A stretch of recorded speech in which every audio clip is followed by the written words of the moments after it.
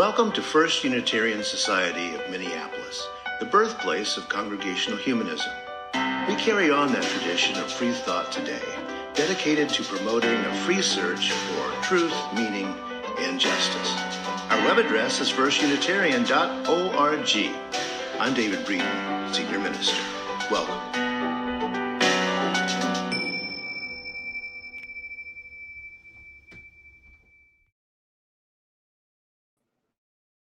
Welcome to the online assembly of First Unitarian Society. Our building is closed, but our congregation is much more than our building.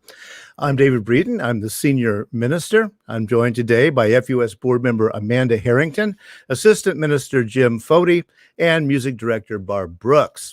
Thanks to Secular North and our amazing tech team for getting us and keeping us online. It's not easy. First Unitarian Society of Minneapolis is a member of the Unitarian Universalist Association of Congregations. We are an intentionally and radically inclusive congregational humanist community dedicated to promoting that free search for meaning and purpose. Thanks to all of our volunteers, by the way, who made our cinnamon rolls Saturday a great success. We raised over $750 for the minister's discretionary fund. That's a lot of cinnamon rolls baked and sold. And we distributed also a whole bunch of face masks. So thanks everybody who participated yesterday. The theme this month is Beloved Community, and in a few moments, I'll be reading a story about joining together in difference. We are so glad you are here today.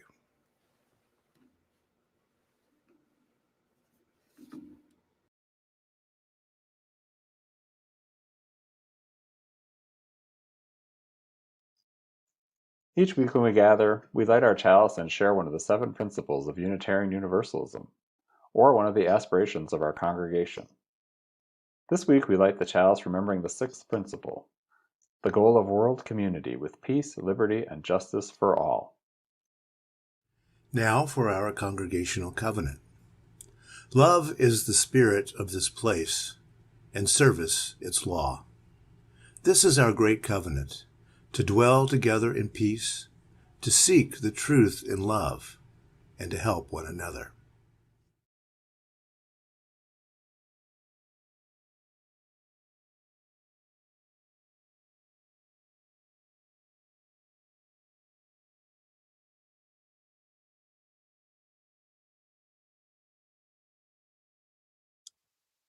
Hello, I'm Rev David. Our theme for the month of February is Beloved Community, and today I want to share a book called Spoon. The author is Amy Krauss Rosenthal, and it's illustrated by Scott Magoon. This is Spoon. This is Spoon's family. On Sundays, Spoon goes to visit his Aunt Silver. He has to be on his very best behavior there. She's very fancy and proper. At bedtime, Spoon likes to hear the story about his adventurous great-grandmother who fell in love with a dish and ran off to a distant land. Lately, though, Spoon had been feeling blue. "What's wrong?" asked his mother. "You look a bit bent out of shape." "Nothing," mumbled Spoon. "It's just that, I don't know, all my friends have it so much better than me. Like Knife. Knife is so lucky. He gets to cut. He gets to spread. I never get to cut and spread." Yes, Knife is pretty spiffy that way, isn't he? And Fork. Fork is so lucky. She gets to go practically everywhere. I bet she never goes stir crazy like I do. Fork does get out and make herself useful, doesn't she? And Chopsticks. They are so lucky. Everyone thinks they're really cool and exotic. No one thinks I am cool or exotic. Those chopsticks are something else, aren't they? Meanwhile, if only Spoon knew what his friends were saying at that very minute. Spoon is so lucky, said Knife. He's so fun and easygoing. Everyone's so serious with me. No one's ever allowed to be silly with me like they are with Spoon. Spoon is so lucky, said Fork. He gets to measure stuff. No one ever does that with me. Spoon is so lucky, said Chopsticks. He can go places by himself. We would never function apart.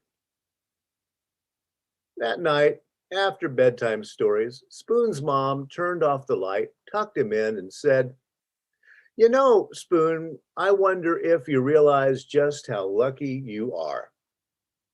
Your friends will never know the joy of diving headfirst into a bowl of ice cream. They'll never know what it feels like to clink against the side of a cereal bowl. They'll never be able to twirl around in a mug or relax in a hot cup of tea." Spoon hadn't thought of it that way before. He lay awake in bed for a long time. His mind was racing. He felt so alive. There was only one thing to do. "I can't sleep. Come snuggle. Come Spoon." And so he did. Sweet dreams. After more than a century practicing congregational humanism and bridging the gap between the religious and secular worlds, First Unitarian Society of Minneapolis is still unique in our pursuit of a community that values and promotes the open-eyed and evidence-based free exchange of often dangerous ideas. Join us as we continue the search for truth, meaning, and justice, and help keep the voice of Unitarian Universalist humanism loud and strong by considering a gift. You can find us on PayPal, the Give Plus app, or firstunitarian.org/donate. Thank you.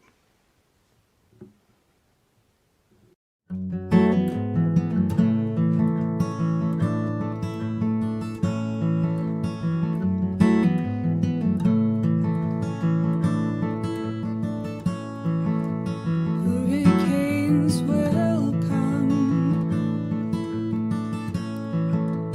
earthquakes break the walls, oceans rise.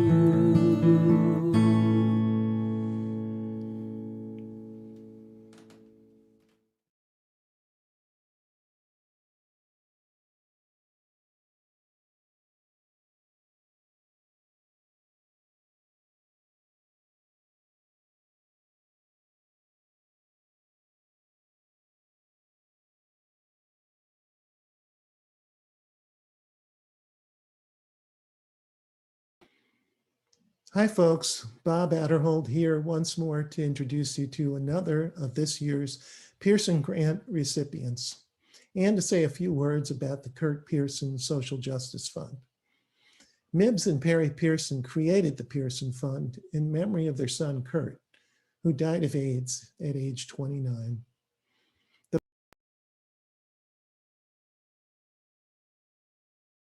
fund provides support to nonprofit organizations doing the social justice work in our community that Kurt cared so deeply about. Since inception 30 years ago, the fund has grown to $93,000 and has distributed almost $50,000. Annually, FUS members nominate nonprofit organizations that apply for grants, and then a vetting team chooses from among them.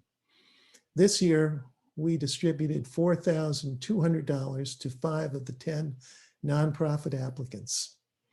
This week, I have with me Larry Johnson, representing the Veterans Resiliency Project, the recipient of a $1,000 Pearson grant. Larry, please tell us a little about your involvement with VRP, its mission, and how the grant money will be used.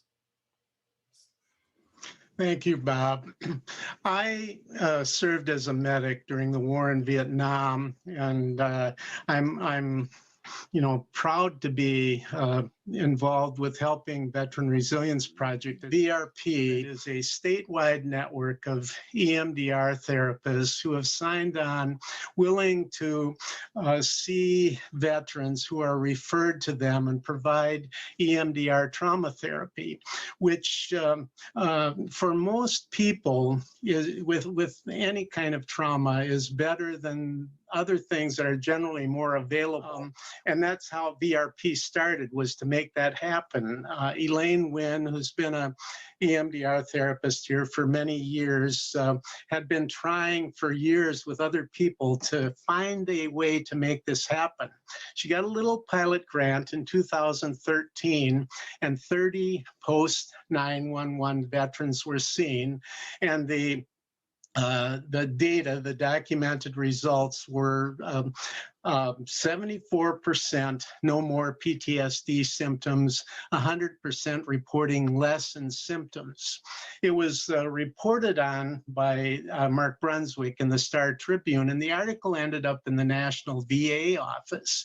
And David Shulkin, who saw the article there, stormed out of his office saying, "What is this? Why aren't we offering it? Why are we keeping veterans from having this?" And he mandated at least one EMDR person at all VA centers in the country, which is good, but one out of 2,200 therapists, for example, in Minneapolis, it's small. The other thing that happened was veterans started to call asking, how can I get this? And so we started the nonprofit to make it so that we could generate contributions to pay the therapists when a veteran calls. We figure it's about $1,500 for a veteran to have full trauma therapy from a therapist. Sometimes it's less. If they use their own insurance, there may be a copay, and we pay the copay, and the insurance pays the rest. But $1,000 would go to seeing a veteran. We have a bill for full funding at the legislature coming up sometime this year. So that's what we're doing. We're social justice for veterans, one veteran at a time. Well, thanks, Larry. It's great that VRP can get Minnesota veterans effective therapy, and by influencing VA policy, have an impact at the national level. We're pleased that the Pearson Fund can help. Thank you so much. In the tradition of congregational humanism, we mark and celebrate the passages of life in the human experience, milestones, joys, and sorrows. We celebrate so that we stay in touch with our own humanity. We celebrate to remind ourselves of the value of a moment of stillness. We celebrate so that no one among us is alone in joy and sorrow or in the many passages of life. As we mentioned last week, FUS member Don Scrivseth died in hospice on January the 28th. We're planning an online memorial service for Don, probably the first weekend of March, but that date has not been exactly set yet. A sorrow, Delbert Gerald Leaf, the father of FUS member Linnea Asp, died January the 30th. The obituaries for both of these men are in today's Star Tribune. And a joy. Diane and Nick Rouse announced the birth of their first grandson, John Braun Lynn, born on February 2nd, 2021, 8 pounds, 7 ounces. Braun is a Celtic name chosen because he was born on Imbolc, halfway between winter solstice and the spring equinox. Mom Laurel and baby are doing fine. John's father, Tom Lynn, is a professor at Mississippi State University in Starkville, Mississippi, and Diane and Nick hope to get down there very soon. Cards can be sent to the FUS office. We now take a moment of silence to reflect on those in our lives and in our world who are struggling, and to appreciate those who bring goodness and abundance to us and to our world.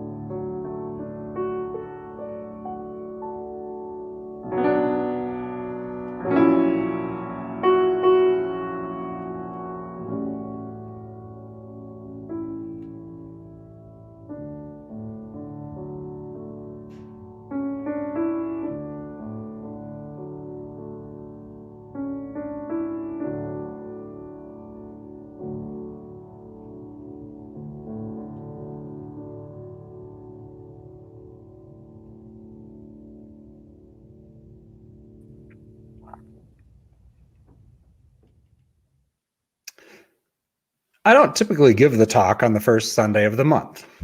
It's almost always up to Reverend David to introduce our monthly themes on these first Sundays.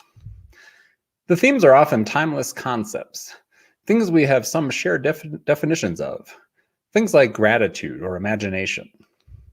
So we don't usually have to give a basic definition.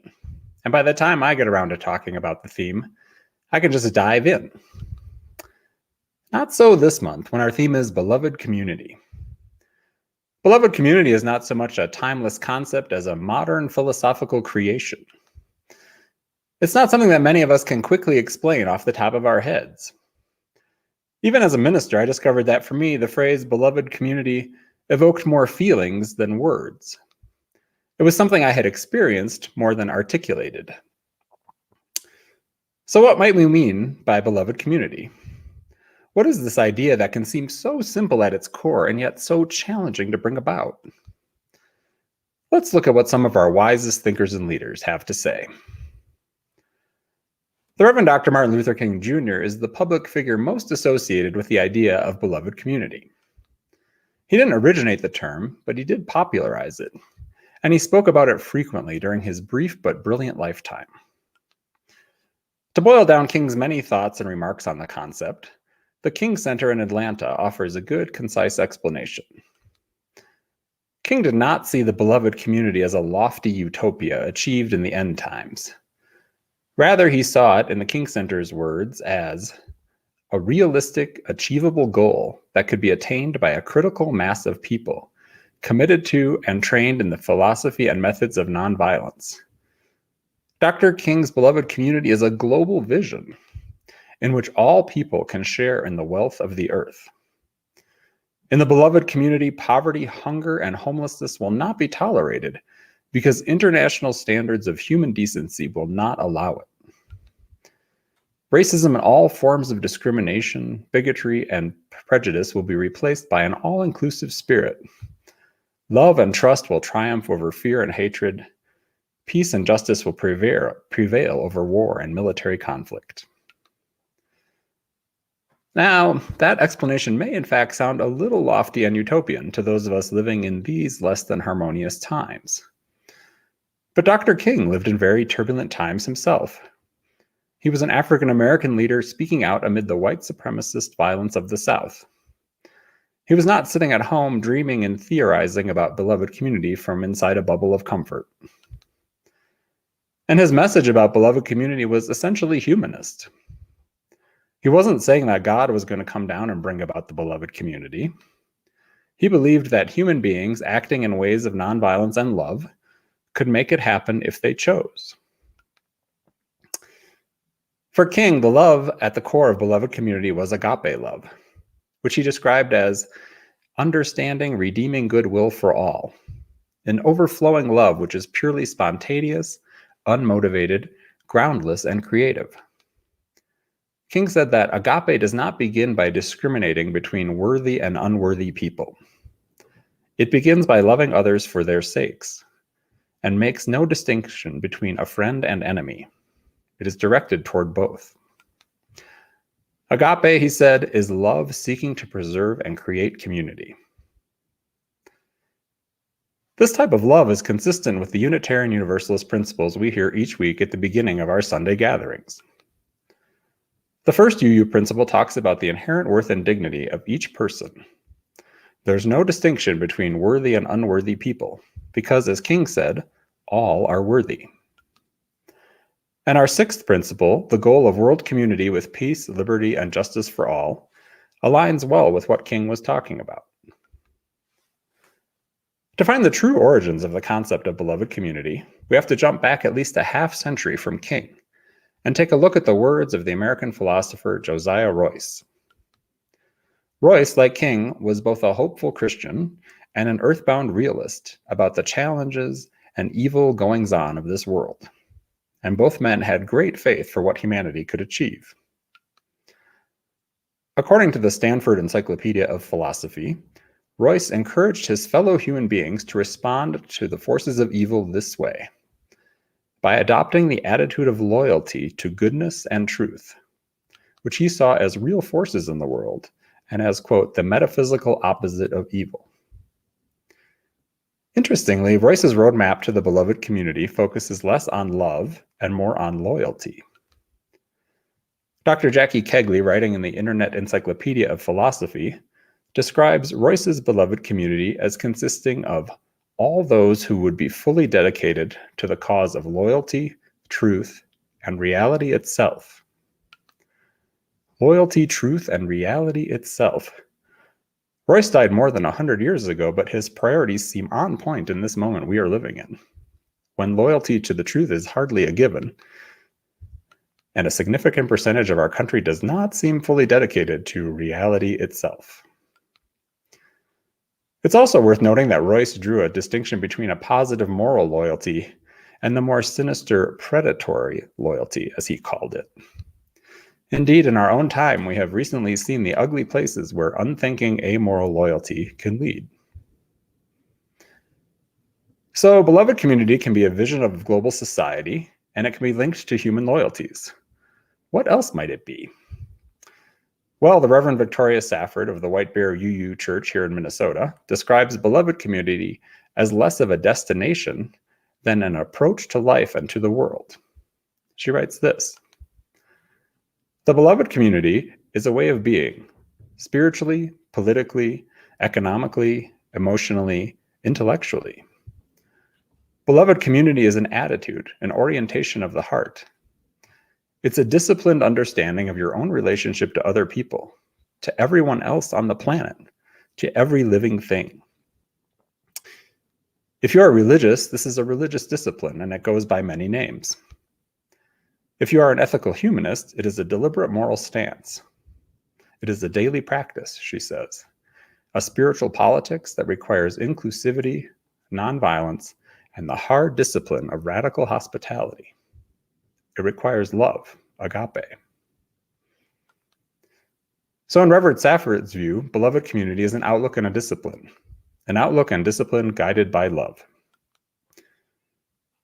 One more interpretation of beloved community that I'd like to share comes from Father Gregory Boyle. Boyle is a Jesuit priest in California who for decades has run the country's largest rehabilitation program for gang members. He's dedicated his life to working directly with those whom many view as unworthy. And when he talks about beloved community, the word he focuses on is kinship. The measure of our compassion lies not in our service of those on the margins, he says, but in our willingness to see ourselves in kinship with them. That's what we want to achieve, this sense of mutuality, where we obliterate once and for all the illusion that we are separate. No us and them, just us. For there's an idea that's taken root in the world, he says. It's at the root of all that is wrong with the world. And the idea would be this: that there just might be lives out there that matter less than other lives. How do we stand against that idea?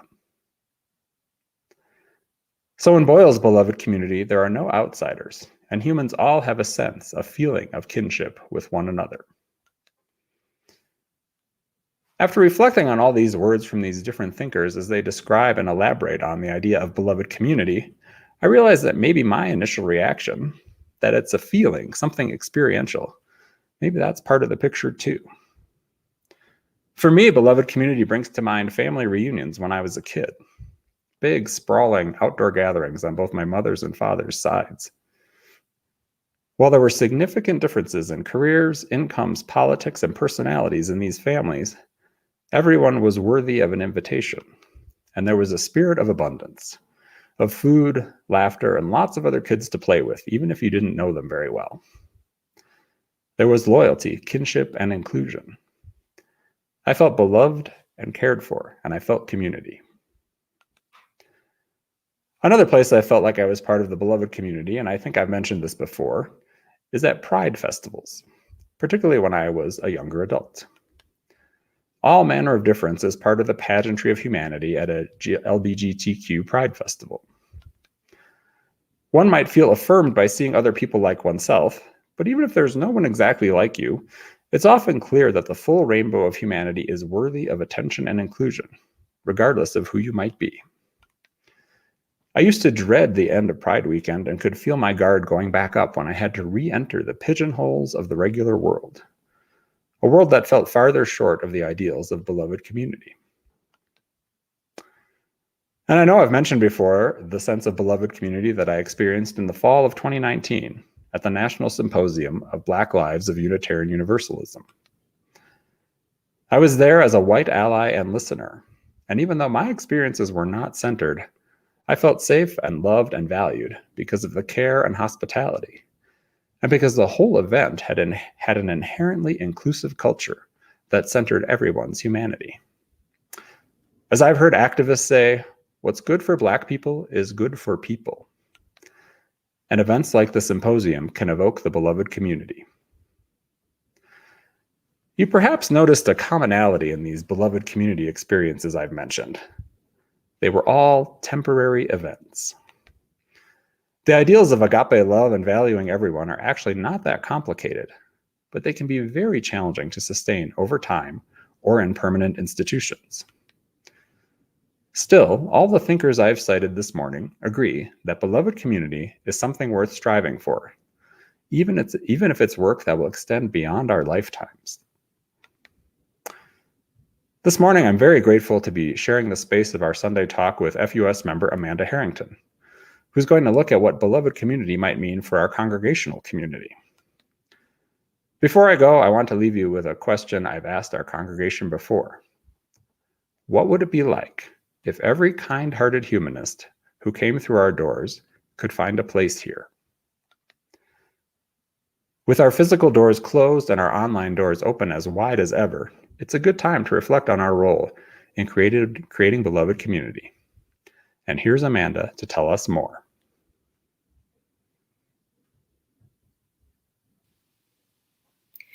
When I think of a beloved community, I think about changing Minneapolis or the country or society in general. But I'm not sure that I'm up for changing the world right now. So how about starting with FUS? What does a UU beloved community look like?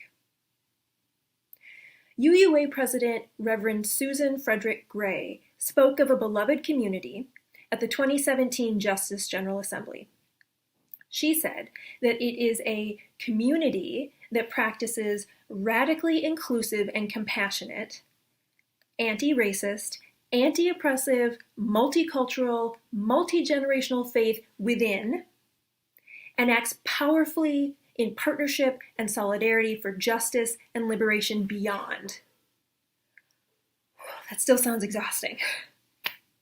However, I totally support the idea behind it, which I think of as a community where every single person feels welcomed, connected, and included. It's basically equity work. And people at FUS are starting this work already. Moving toward equity is the FUS Diversity, Inclusion, and Equity team, and we've been working on this for over a year. We've been reading and thinking and talking and trying to figure out reasonable actions that can make FUS a beloved community. We want a culture shift at FUS to allow all people, regardless of race, gender expression, ability, or income, to feel welcomed. Not to increase the color in the pews, but because it's the right thing to do. Because that's how we live out our humanist beliefs. But I often wonder, do you want the culture at FUS to shift? It's a real question. Do you want everyone to feel connected? Or is it okay if just some people feel that way? We're a democratic society after all. Maybe the status quo is fine as long as the majority feel included. I believe that almost all of us would say, yes, we want more diversity and equity. But let's be real. Talk is cheap. It's easy to say yes without putting any effort into making it happen. I've seen this play out at organizations, you probably have too. Leaders decide that their organization must become more equitable. So classes are held and books are read and people gather to talk about fixing the problems of racism, systemic injustices, and inherent biases. But when it comes to taking action, they get stuck. They talk about how they're not ready, or that it's hard to change things, or they just don't know where to start.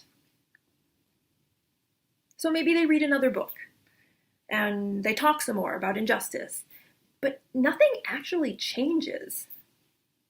It doesn't cost much to read and talk. And I know it's not cheap to build up your personal equity library, but that's not the cost I'm talking about. I'm talking about how we pay with our hands and with our sweat and by changing old habits and giving our time. I'm not calling anyone out. In fact, I'm calling you in, as Reverend Kelly would say. I'm asking you to join me in considering what would it look like if FUS was a beloved community? What would need to change for our congregation to be a radically inclusive and compassionate, anti-racist, anti-oppressive, multicultural, multi-generational community? Would it mean asking someone who you normally wouldn't talk to, someone really different from you, to join your group so that you could get to know them better? Would it mean installing a wheelchair lift for the stage so that anyone can get on our stage, regardless of ability, even if it took away from how beautiful the upper assembly hall was? Would it mean changing assembly practices in a way that would be uncomfortable to some members initially, so that others felt more deeply engaged? Would we diversify our ministers, even if that meant losing someone we really liked and were comfortable with, so that others could see themselves and their culture reflected back from the pulpit in a tangible way? And what would need to change for our congregation to really be in partnership and solidarity with groups outside of FUS? Could it mean getting involved deeply with just one or two community groups instead of giving money to a variety of groups? Could it mean asking a community group what they really need us to do and then being willing to do it regularly, even if it was unglamorous and really hands-on, like providing childcare or driving people or washing their dishes? So back to my original question. Do you want the culture at FUS to shift? Do you want everyone to feel connected here? I don't know if anyone has asked you that before. So go ahead, take some time to think and talk. Maybe you'll talk about it today at coffee hour in the breakout room. Or maybe you need more time to consider and you'll talk about it later this week with your family. But don't take too long, because soon I, or someone else, will be asking you to act. Maybe we'll ask to add equity or beloved community to our mission statement or aspirations. We're already asking you to support the UUA's proposed 8th principle. But let's acknowledge that both of those actions are still just words. We're asking some FUS committees to consider how they recruit new members and to change their practices to prioritize diversity and honor the value in having many voices at the table. Eventually, those actions may become more concrete. I hope that when you are asked to take an action that moves FUS toward a more beloved community, that you join me. Take my hand. Take a step, even if it's uncomfortable. and take actions to change FUS to a community where everyone feels included and that they belong.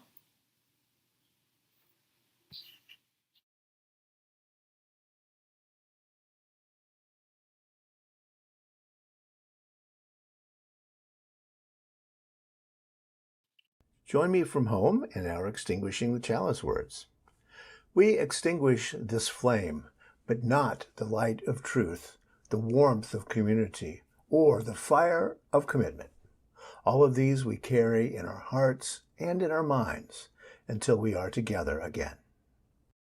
This joy that I have, the world didn't give it to me. Oh, this joy that I have, the world didn't give it to me. Don't you know that this joy that I have, the world didn't give it to me. Oh, I said the world didn't give it, the world can't take it away. Oh, this strength that I have, this strength that I have, this strength that I have. Oh, yeah, now. The world didn't give it to me. The world didn't give it to me. This strength that I have. Oh, yeah, the world didn't give it to me. The world didn't give it to me. This strength that I have. Oh, yeah, the world didn't give it to me. Oh, I said the world didn't give it, the world can't take it away. Oh, this love that I have, this love that I have. Oh, yeah, now. The world didn't give it to me. The world didn't give it to me. This love that I have. Oh, yeah, the world didn't give it to me. Don't you know that this love that I have, yeah, the world didn't give it to me. Singing, the world didn't give it, the world can't take it away. Oh, this pride that I have, this pride that I have, this pride that I have. Oh, yeah, now. The world didn't give it to me. The world didn't give it to me. This pride that I have. I said the world didn't give it to me. Don't you know that this pride that I have, yeah, the world didn't give it to me. Oh, I said the world didn't give it, the world can't take it away. All this peace that I have, oh, yeah. The world didn't give it to me. The world didn't give me my peace that I have. Oh, yeah, now. The world didn't give it to me. Won't you sing about peace? This peace that I have. Oh, yeah, now. The world didn't give it to me.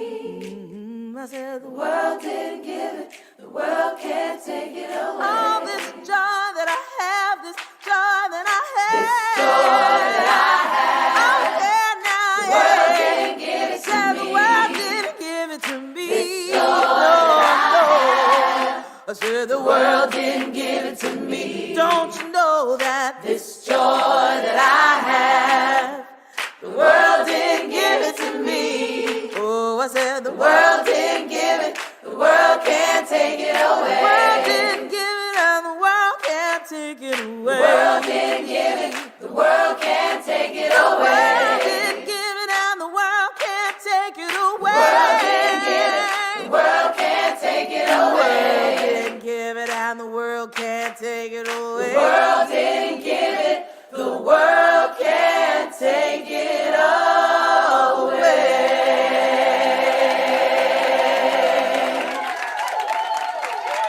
Resistance Revival Chorus believes in the words written by the poet Toy Derricott when she wrote, "Joy is an act of resistance."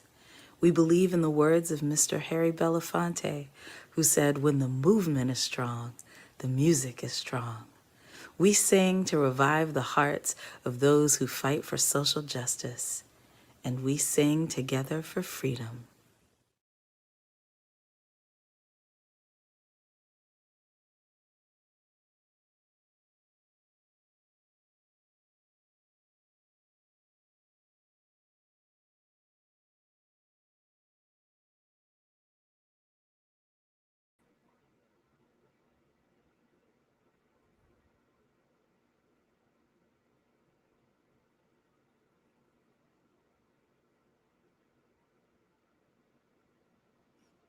Thank you so much for joining us today as we consider what it means to be a beloved community.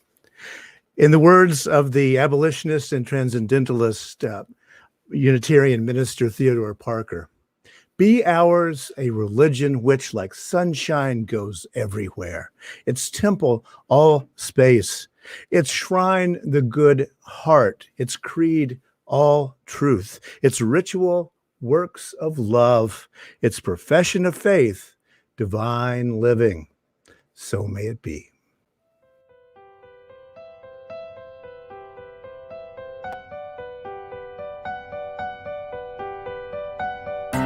Thanks for listening. You can find much more about humanism and what's happening at First Unitarian Society in Minneapolis by visiting our website at firstunitarian.org.